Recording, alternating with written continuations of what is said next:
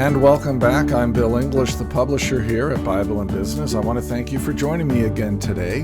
We are in the 7th episode of a 30-part series on biblical wisdom for business leadership. This content comes from my book, Biblical Wisdom for Business Leaders, 30 Sayings from Proverbs, which you can pick up at Amazon or really any online retailer that you might want to use. Today's episode is about knowing when to stop working. And before we get going in this, I'd like to just invite you to head over to Bible and Business and take a look at my website, some of the podcasts and the many articles that I have over there.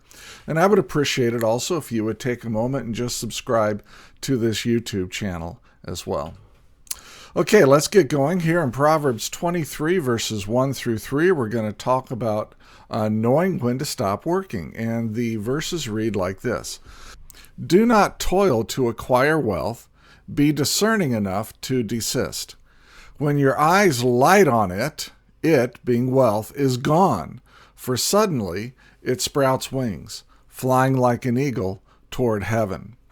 Now that Hebrew word for toil there means to become depleted of strength or energy. And so with the negative there, it means do not become depleted of strength or energy. In other words, especially with effort and toil, let's not become weary. Let's keep some energy, some strength, some margin in reserve, as it were. So do not become depleted of strength or energy in order to acquire wealth. So don't work too hard to be wealthy. Why? Because wealth is fleeting. It can go away at any time. Look, when we serve before kings, we're introduced to their delicacies, a lifestyle of wealth and power. We saw that in the last lesson, and in the previous lesson before that, the reason that we're serving before kings is because we're highly competent.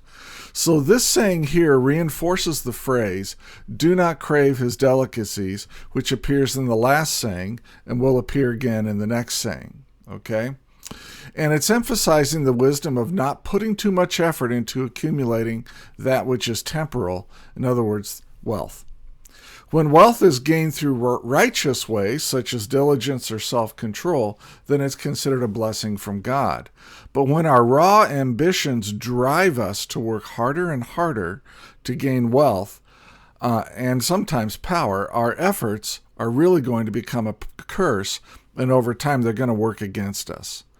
So this whole American notion of pull myself up by my own bootstraps mentality is really a godless mentality that leads to idolatry of ourselves, our businesses, and our success. This is a quote from my book. It is sheer folly to keep working harder and harder to acquire more and more of that which is temporal. And I think Jim Elliot said it best.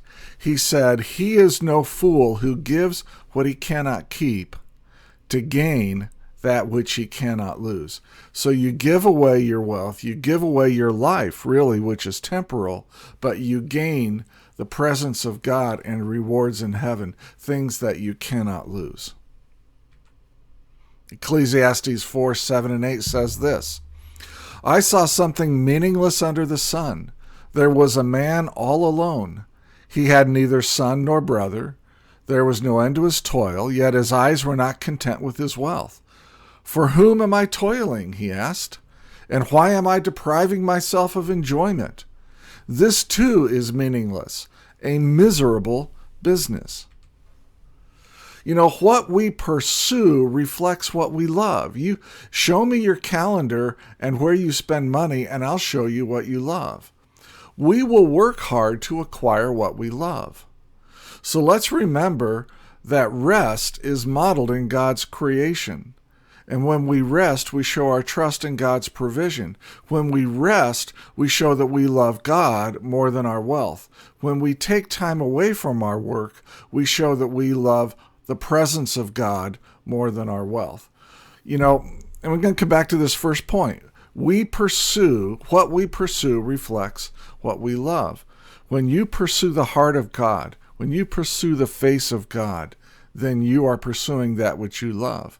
But if you only, just kind of giving God a cursory look, maybe you read your Bible once in a while and you sit down and pray every so often, but it's not a big thing for you, then chances are you don't love God. Chances are really good that you love something else. You love your career, you love your profession, you love your vocation or avocations, whatever it is.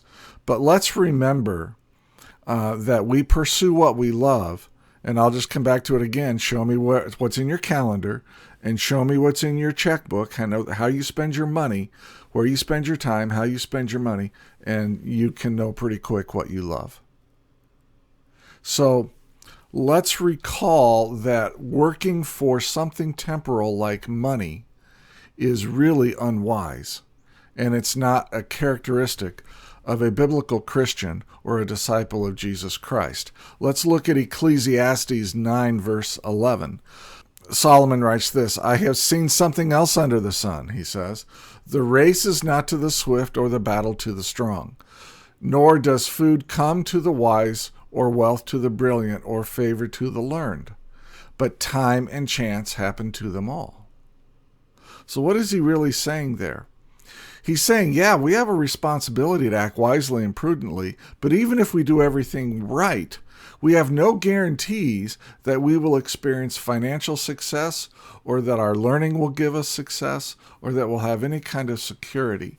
So what this really means is that whatever success we do experience is only due to the generosity of God. It is not, we're going to think it's due to our own hard work, to our own efforts, to what we did, right? We did these things, and therefore we have these goods and this wealth and that kind of thing.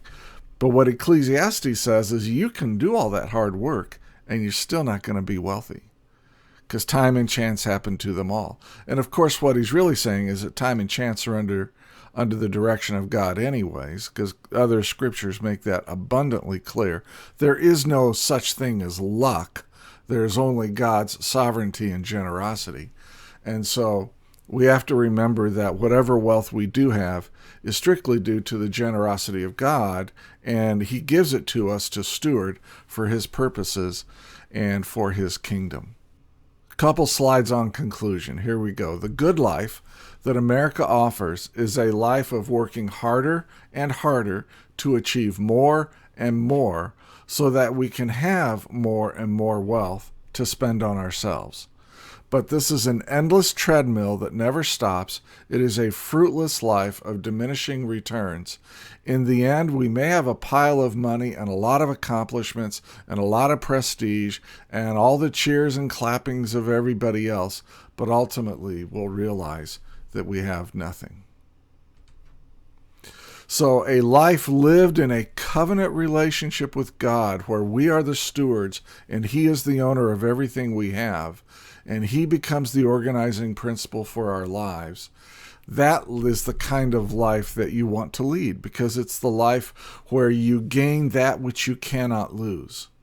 So we trust God for our financial security, and we throttle ourselves to have time and energy to enjoy his presence and to focus on the non-monetary things that money cannot buy. So let's not wear ourselves out to get rich. Let's not wear ourselves out to acquire that which is so easily lost. Let's not toil more and more to gain that which we cannot keep. So know when to stop working. Rest demonstrates trust and confidence in God's provision. Let's remember that wealth is fleeting, and even if we do everything right, we still may not be wealthy. It's only because of God's generosity that we even have what we have. So let's be content, to borrow from the last the last episode. Let's be content. Let's want what we have and not want what we don't have. Now, in our next episode, we're going to be looking at Proverbs 23, verses 6 through 8, and the title of that next episode is Avoid Those Who Are All About the Money. That's what we're going to talk about in the next episode. So I'm Bill English, the publisher here at Bible and Business. Thank you for joining me today. If there's anything I can ever do for you, just reach out to me by sending me an email. bill@bibleandbusiness.com. I'd love to chat with you. I'd love to interact with you. I'd love to just see how I can be of assistance to you. So until we see each other again, thanks for joining me today, and I hope that you go out and make it a great day. Take care.